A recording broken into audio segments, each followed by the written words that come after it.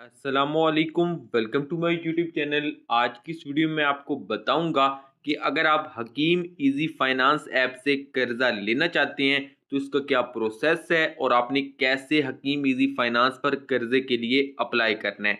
मुकम्मल डिटेल आज की इस वीडियो में आपके साथ शेयर करूंगा, तो वीडियो अपने एंड तक वॉच करनी है, कहीं से आपने स्किप नहीं करनी। एंड इसके अलावा आपको ये बताऊंगा क्या हकीम इजी फाइनेंस ऐप आपसे इंटरेस्ट चार्ज करती है, सूद चार्ज करती है कर्जे के ऊपर या नहीं चार्ज करती, और क्या आपको इस तरह की ऐप से कर्जा लेना चाहिए या नहीं लेना चाहिए। मुकम्मल डिटेल आज की इस वीडियो में आपके साथ शेयर करूंगा, तो वीडियो आपने एंड तक वॉच करनी है, कहीं से आपने स्किप नहीं करनी है। एंड इसके अलावा जो भी चैनल पर न्यू है, चैनल को लाजमी सब्सक्राइब कर दें, बेल का आइकन प्रेस कर दें ताकि आप तमाम लोगों तक लेटेस्ट वीडियोस का नोटिफिकेशन पहुंचता रहे।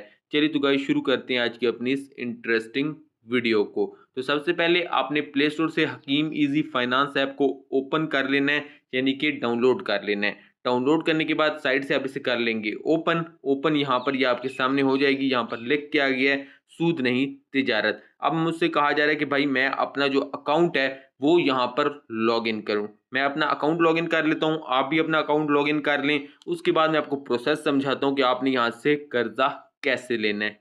तो यहाँ पर आपके सामने ऐप ओपन हो गई है, मैंने इस ऐप को लॉगिन कर लिया है। अब मैं आपको यहाँ पर ये समझाता हूँ कि आपने यहाँ पर कर्जा कैसे अप्लाई करना है। कर्जा अप्लाई करने का तरीक़ाकार इंतहाई सिंपल है।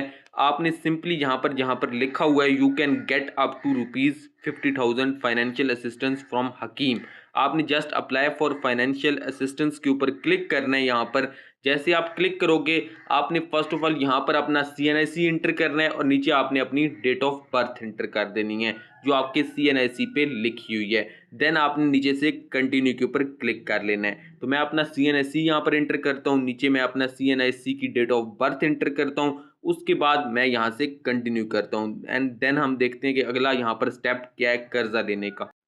तो यहाँ पर आपने सेकंड स्टेप में आकर क्या करना है कि आपने फर्स्ट ऑफ ऑल अपना फुल नेम इंटर करना है। देन आपने अपना एजुकेशनल क्वालिफिकेशन इंटर करनी है कि यहाँ पर आप जैसे मैं इसके ऊपर क्लिक करता हूँ कि आप प्राइमरी पढ़े हुए हैं, मिडिल पढ़े हुए हैं, मैट्रिक, इंटरमीडिएट है, बैचलर हैं, मास्टर्स हैं, PhD हैं, वो आपने यहाँ पर इंटर कर देना है। यहाँ पर मैरिटल स्टेटस में आप इंटर करोगे कि आप मैरिड हो, अनमैरिड हो, विडो या डिवोर्स्ड हो, तो आपने यहाँ पर वो इंटर कर देना है। उसके बाद परमानेंट एड्रेस इंटर करना है। देन आपने अपने शहर का नेम यहाँ पर इंटर करना है, जिस भी शहर में आप यहाँ पर रह रहे हो। उसके बाद करंट फाइनेंशियल डिटेल्स में आपने क्या इंटर करना है, यहाँ पर जो एप्लीकेशन नंबर 1 है उसके ऊपर जैसे आप क्लिक करोगे तो यहाँ पर आपसे पूछा जाएगा कि भाई आपने इसके अलावा भी किसी और ऐप से कर्जा लिया है। अगर लिया है तो वो आपने यहाँ पर उस ऐप का नेम इंटर करना है। नीचे आपने लोन की अमाउंट रिटर्न करनी है कि आपने कितना कर्जा उस ऐप से लिया था। उसके बाद आपने टिक मार्क करना है। देन आपने कंटिन्यू के ऊपर क्लिक करना है। तो देन नेक्स्ट प्रोसेस जो होगा, नेक्स्ट जो स्टेप होगा वो आपके सामने यहाँ पर ओपन हो जाएगा। अब आपने क्या करना है उसके बाद वो भी मैं आपको यहाँ पर गाइड कर देता हूँ। उसके बाद नेक्स्ट स्टेप में जो स्टेप नंबर 3 है उसमें आपसे पूछा जाएगा कि भाई आपका ऑक्यूपेशन क्या है, कि आप एम्प्लॉय हो, प्राइवेट जॉब कर रहे हो, गवर्नमेंट एम्प्लॉय हो, आपका अपना बिजनेस है या अदर हो।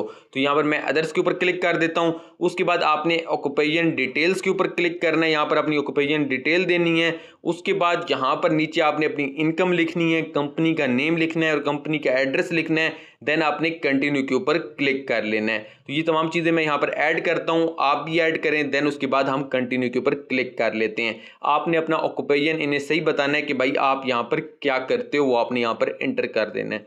यहाँ पर अब जो लास्ट स्टेप है एंड फोर्थ स्टेप है उसमें आपने क्या करना है कि यहाँ पर आपने अल्टरनेट कॉन्टैक्ट नंबर इंटर करना है, यानी कि एक ऐसे बंदे का आपने कॉन्टैक्ट नंबर इंटर करना है जो आपका अब्बू हो या आपका भाई हो या इसके अलावा आपकी अम्मी हो या आपका कोई रिश्तेदार हो। ऐसा पर्सन हो कि अगर आपका मोबाइल नंबर बंद आ रहा हो तो ये ऐप वाले उससे कॉन्टैक्ट कर पाएँ जब यहाँ पर आपने कर्जा वापस देना होता है। उसकी जब टाइम लिमिट पूरी हो जाती है तो ये आपको कॉल्स भी करते हैं कि भाई हमारा जो कर्जा है वो वापस करें। अगर आपका नंबर बंद आ रहा है तो ये अल्टरनेट कॉन्टैक्ट नंबर पे भी राब्ता करते हैं। ये नंबर आप किसी का भी दे सकते हो। यहाँ पे रिलेशनशिप विद यू कि भाई आप वो आपके क्या लगते हैं, तो यहाँ पर मैं फ्रेंड इंटर कर देता हूँ, उसका नेम भी मैं यहाँ पर इंटर कर देता हूँ कि मेरे फ्रेंड का नेम क्या है जिससे आप राब्ता कर सकते हो अगर मेरा नंबर बंद आ रहा है। उसका CNSC आप ऐड करना चाहो तो कर सकते हो, लेकिन उसका कॉन्टैक्ट नंबर आपने लाजमी ऐड कर देना है। इसके अलावा add another alternate contact number, तो आप मजीद कॉन्टैक्ट नंबर भी यहाँ पर ऐड कर सकते हो, लेकिन एक ऐड करना मस्ट है यहाँ पर, तो आप ऐड करो, मैं भी ऐड करता हूँ। उसके बाद हम नेक्स्ट स्टेप देखते हैं कि इसके बाद क्या करना होता है हकीम इजी फाइनेंस ऐप से कर्जा लेने के लिए। अब जो यहाँ पर हमारे पास लास्ट स्टेप है वो है स्टेप नंबर 5, और यहाँ पर आपसे कहा जा रहा है कि आप कहाँ पर पैसे रिसीव करना चाहते हो। फर्स्ट ऑफ ऑल आपने अपना बैंक नेम यहाँ पर एंटर कर देना है कि आप किस बैंक में पैसे लेना चाहते हो। आप इजी पैसा या जैज़ कैश में भी यहाँ से पैसे ले सकते हो। मैं यहाँ पर इजी पैसा एंटर करता हूँ, अगर आपको कोई बैंक है तो वो भी आप एंटर कर सकते हो। उसके बाद आपने अपना इजी पैसा का नंबर एंटर करना है एंड देन आपने कंटिन्यू के ऊपर क्लिक कर लेना है। तो यहाँ से देखता हूँ कि भाई नेक्स्ट स्टेप जो है लास्ट स्टेप है ये, तो मैंने क्योंकि यहाँ पर कर्जा नहीं लेना तो मैं यहाँ पर एक गलत या रैंडम नंबर एंटर करता हूँ और कंटिन्यू के ऊपर क्लिक करता हूँ और देखता हूँ कि आगे यहाँ पर क्या प्रोसेस है कर्जा लेने का। तो यहाँ पर मैंने जब लास्ट स्टेप से कंटिन्यू किया अपना इजी पैसा नंबर दे के, तो मुझे यहाँ पर ये कहा जा रहा है कि भाई आपकी एप्लीकेशन यहाँ पर सबमिट हो गई या हम उसे रिव्यू कर रहे हैं। लेकिन अगर आप अपने जो एप्लीकेशन है उसे सक्सेसफुल करना चाहते हैं तो आप हमें आईडी कार्ड की वेरिफिकेशन करें, मजीद यहाँ पर अपना रेफरेंस नंबर वेरीफाई करें, बैंक स्टेटमेंट अपनी वेरीफाई करें, यूटिलिटी बिल वेरीफाई करें, सैलरी स्लिप भी इन्हें दें ताकि ये तमाम चीज़ें उनके पास हों, तब वो आपको यहाँ पर कर्जा देंगे। उसके बाद नीचे होम का ऑप्शन है, अगर हम इस पे आ जाएं तो यहाँ पर add the following to enhance your financial limit, तो यहाँ पर नीचे हमसे कहा जा रहा है कि भाई आप अपना बैंक स्टेटमेंट ऐड करें, यूटिलिटी बिल ऐड करें, सैलरी स्लिप ऐड करें ताकि आपको जो कर्जा मिलने के चांस हैं वो ज़्यादा बढ़ जाएं और उनके पास आपकी ज़्यादा इन्फॉर्मेशन पहुंच जाए तो फिर ये आपको कर्जा देंगे। तो यहाँ पर इस तरह करके आपको कर्जा मिलता है। मैंने आपको एक एक स्टेप यहाँ पर गाइड कर दिया है। आई होप सो आपको ये वीडियो पसंद आई होगी और वीडियो आपको अच्छी भी लगी होगी। अब एंड में मैं आपको ये बताता हूँ कि आपको कितना सूद देना पड़ता है यहाँ पर कर्जे के ऊपर। अगर हम ऊपर से यहाँ पर फाइनेंशियल कैलकुलेटर के ऊपर आ जाएं, यहाँ पर मैं इनका कैलकुलेटर ओपन करता हूँ जहाँ पर आपको पता चलता है कि आपको कितना कर्जा लेने पर कितना सूद यहाँ पर देना होगा इन्हें। तो यहाँ पर इनका कैलकुलेटर ओपन हो गया है। अब यहाँ पर हम चेक करते हैं कि भाई हमें कितना कर्जा अगर ये देंगे तो उस पर कितनी अमाउंट ये चार्ज करेंगे। हम यहाँ पर लिखते हैं कि भाई हमें 50,000 का कर्जा चाहिए। अब देखते हैं हमें कर्जा चाहिए 30 दिनों के लिए। उसके बाद यहाँ पर नीचे आ जाता है कि भाई जो आपकी प्रिंसिपल अमाउंट है वो 50,000 है, टेन्योर 30 दिन का है, ड्यू डेट 10 जून 2026 है, प्रोसेसिंग फीस 0 है, लेकिन जो आपको सूद पड़ेगा वो 0.75 यानी कि 0.75 रुपये पर डे पड़ेगा। डेली का सूद 375 रुपये है। कूलिंग ऑफ पीरियड 24 घंटे यानी 24 घंटे के अंदर आपको यहाँ पर मिल जाएगा आपका कर्जा, और जो बाकी चार्जेस हैं वो 0 हैं। एनुअल परसेंटेज रेट यहाँ पर है 273.75%। अगर आप इनका कर्जा वापस नहीं करते तो आपको साल बाद 273.75% अप अमाउंट इन्हें देनी पड़ेगी। ये इस तरह मजीद बढ़ती जाएगी जब तक आप कर्जा वापस इन्हें नहीं करेंगे। और टोटल पेएबल अमाउंट है 61,250 यानी कि 50,000 का आप कर्जा लेंगे तो आपको ऊपर 11,250 रुपये इन्हें 30 दिन के बाद वापस करना पड़ेगा।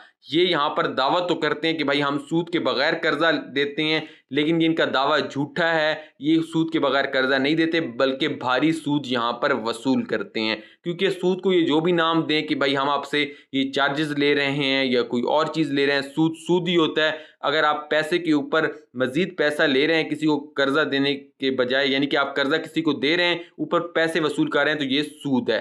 तो हम जो वीडियो क्रिएट करने का मेरा मकसद है वो यही है कि आप इस तरह की सूदी एप्लीकेशन से बचें। मैंने आपको कर्जा अप्लाई करने का तरीक़ेकार तो सिखाया है, लेकिन उसका मेन यही मुद्दा था कि भाई मैं इस तरह के तमाम टॉपिक्स को टारगेट कर रहा हूं जो इस तरह की ऐप से रिलेटेड, यानी कि अकाउंट कैसे क्रिएट करना है, अकाउंट डिलीट कैसे करना है, कर्जा कैसे लेना है, कर्जा वापस कैसे करना है, कर्जे पे सूद कितना होगा। ये तमाम टॉपिक्स इस वजह से मैं बना रहा हूँ ताकि ज़्यादा से ज़्यादा अवेयरनेस फैले अवाम में और अवाम इस तरह की सूदी एप्लीकेशन से बचें और कर्जा ना लें। सिर्फ कर्जे का तरीक़ेकार इस वजह से सिखाया है कि भाई आप ये ना कहें कि भाई टाइटल में तो था भाई हम आपको कर्जा अप्लाई करने का तरीक़ेकार बताएंगे, वीडियो में कुछ और बता रहे हैं। तो मैंने आपकी ये क्यूरी भी मैंने आपकी सॉल्व कर दी कि कर्जा कैसे अप्लाई करना है, और मैंने आखिर में आपको ये भी बता दिया कि कर्जा हरगिज़ ना लें, क्योंकि अगर आप कर्जा लेते हैं वो कर्जा वापस नहीं करते, उसके ऊपर सूद नहीं देते, तो आपको ये ऐप काफ़ी तंग करेगी, क्योंकि ये ऐप SCCP से रजिस्टर्ड है। तो ये ऐप आपको कॉल्स भी करेगी, आपके खिलाफ FIR भी कटा सकती है अगर आप इनको वापस इनकी जो सूद की अमाउंट है वो नहीं देते। क्योंकि आप यहाँ पर जब आप एप्लीकेशन यहाँ पर एंटर कर रहे होते हो अपनी डिटेल्स वगैरह, तो आप बहुत से टिक मार्क करते हो। उन टिक मार्क से क्या होता है कि आप ये इन्हें डिक्लेरेशन दे रहे हो कि भाई मैं कर्जे के ऊपर इंटरेस्ट पे आपको करूंगा।